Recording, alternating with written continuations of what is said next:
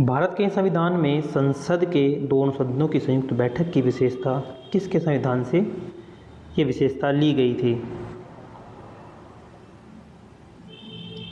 तो भारत के संविधान में संसद के दोनों सदनों की संयुक्त बैठक की जो विशेषता ली गई थी वो ली गई थी ऑस्ट्रेलिया के संविधान से। ऑस्ट्रेलिया के संविधान से ली गई थी। भारत के संविधान में संसद के दोनों सदनों की संयुक्त बैठक की विशेषता को ऑस्ट्रेलिया के संविधान से अपनाया गया था।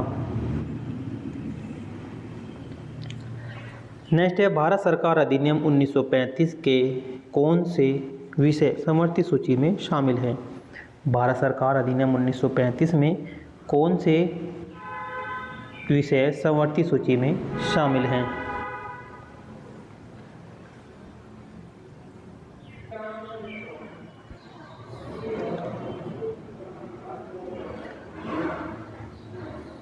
ऑप्शन नंबर ए है विवाह, दूसरा है तलाक और मध्यस्थता, तीसरा है आपराधिक कानून और प्रक्रिया, चौथा है उपयुक्त सभी।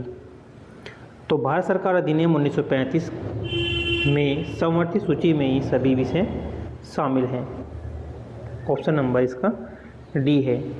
भारत सरकार अधिनियम 1935 में समवर्ती सूची में आपराधिक कानून और प्रक्रिया, विवाह, तलाक, शिक्षा, कारखाने, श्रम कल्याण, आर्थिक नियोजन, वाणिज्य, माप और वजन, दिवालियापन, दिवाला, ट्रस्ट और ट्रस्टी जैसे विषय शामिल थे। इसके अलावा आपराधिक न्याय, प्रशासन, साक्ष्य और गवाह, न्यायिक कार्यवाही, मान्यता और सिविल प्रक्रिया भी समवर्ती सूची में थी। समवर्ती सूची में शामिल विषयों पर केंद्र और प्रांत दोनों को कानून बनाने का अधिकार था, लेकिन केंद्र का कानून प्रांतों के कानून पर प्रभावी होता था। भारत सरकार अधिनियम 1935 में 3 अनुसूचियां थीं। संघ सूची इसमें 59 विषय थे जो मुख्य रूप से रक्षा, विदेश मामले, मुद्रा, संचार आदि से संबंधित थे। प्रांतीय सूची इसमें 54 विषय थे जो मुख्य रूप से स्थानीय स्वशासन, सार्वजनिक स्वास्थ्य, शिक्षा आदि से संबंधित थे। समवर्ती सूची इसमें 36 विषय थे जिन पर केंद्र और प्रांत दोनों कानून बना सकते थे। यह अधिनियम ब्रिटिश भारत में संघीय ढांचे की स्थापना का प्रयास था, लेकिन यह पूरी तरह से सफल नहीं हो सका क्योंकि रियासतों ने इसमें शामिल होने से इनकार कर दिया था। नेक्स्ट है, संविधान की प्रारूप समिति के समक्ष प्रस्तावना का प्रस्ताव किसके द्वारा रखा गया था? किसके द्वारा ये रखा गया था?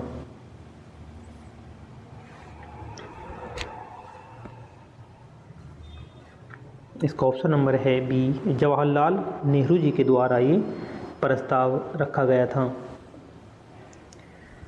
भारतीय संविधान की प्रारूप समिति के सामने प्रस्तावना का जो प्रस्ताव था पंडित जवाहरलाल नेहरू ने रखा था। उन्होंने यह प्रस्ताव 13 दिसंबर 1940 को रखा था। प्रस्तावना भारतीय संविधान का एक आधार है और यह भारतीय संविधान के सिद्धांतों और उद्देश्यों को बताती है। प्रस्तावना यह न्याय, समानता, स्वतंत्रता, बंधुत्व जैसे मूल्यों को भी दर्शाती है। संविधान सभा ने 22 जनवरी 1947 को सर्वसम्मति से प्रस्तावना को पारित किया था।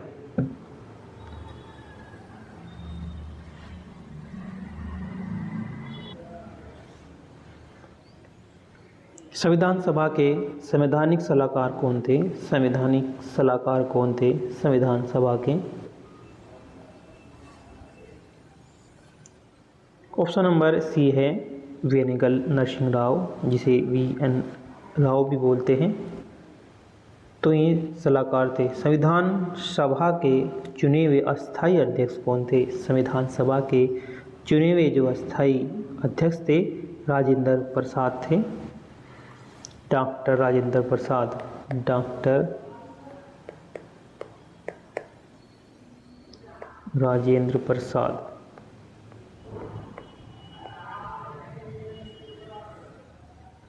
Option number D.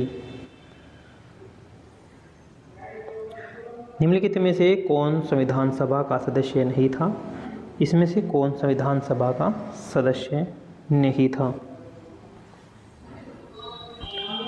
Option number A है एच बैग संविधान सभा के सदस्य नहीं थे। टी कृष्णमाचारी भी थे और के एम मुंशी, एन गोपाल स्वामी अयंगार भी इसके सदस्य थे संविधान सभा के।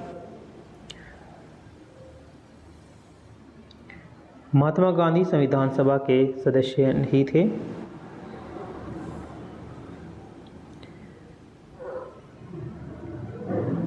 हालांकि उन्होंने भारत की आज़ादी के संघर्ष में एक अहम भूमिका निभाई थी। संविधान सभा में प्रतिनिधि शामिल होते थे और संविधान सभा को भारत के संविधान का मसौदा तैयार करने का काम सौंपा गया था। डॉक्टर राजेंद्र प्रसाद संविधान सभा के अध्यक्ष थे और सरदार वल्लभ भाई पटेल संविधान सभा के सदस्य थे। जी.वी. मावलंकर संविधान सभा के ये भी सदस्य थे और के.वी. मुंशी ये भी संविधान सभा के सदस्य थे। आचार्य जे.बी. कृपलानी संविधान सभा के सदस्य थे।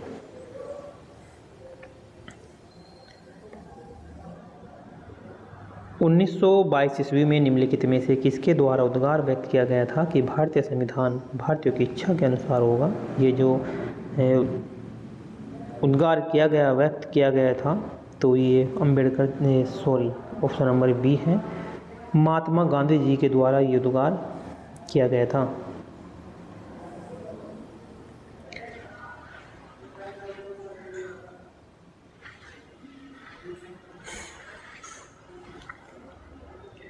संविधान सभा के प्रारूप समिति की नियुक्ति कब की गई थी? जो प्रारूप समिति की नियुक्ति की गई थी वह 29 अगस्त 1947 को इसकी नियुक्ति की गई थी। प्रारूप या मसविदा समिति, इसकी नियुक्ति हुई थी 29 अगस्त 1947 को।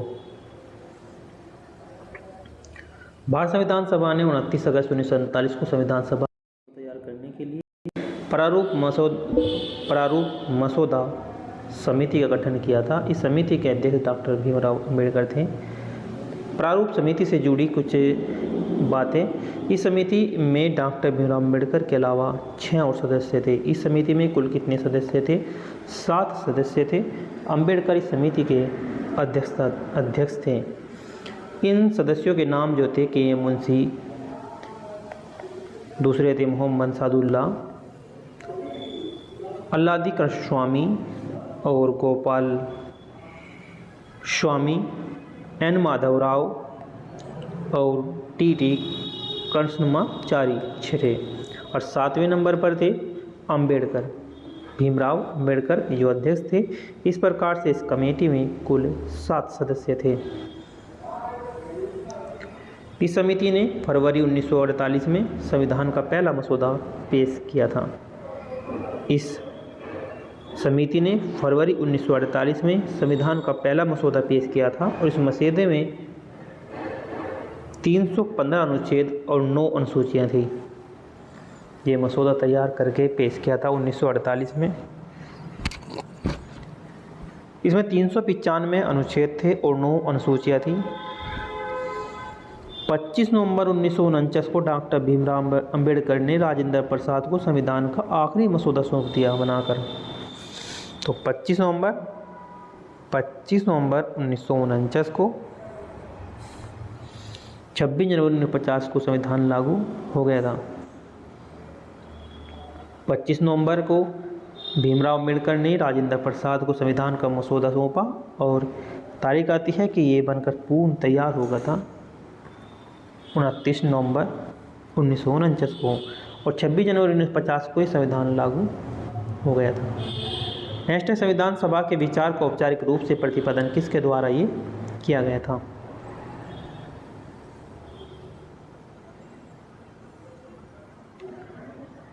इसका ऑप्शन नंबर सी है, जवाहरलाल नेहरू के द्वारा।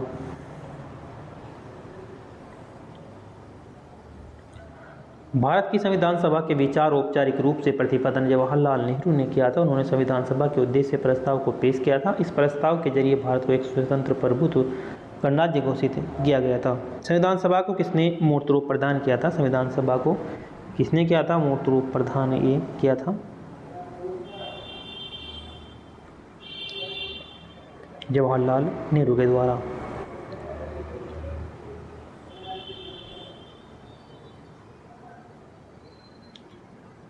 भारतीय संविधान सभा को मूर्त रूप देने में डॉक्टर भीमराव अम्बेडकर, जवाहरलाल नेहरू का अहम योगदान रहा है। डॉक्टर अम्बेडकर संविधान सभा के प्रारूप समिति के अध्यक्ष भी थे।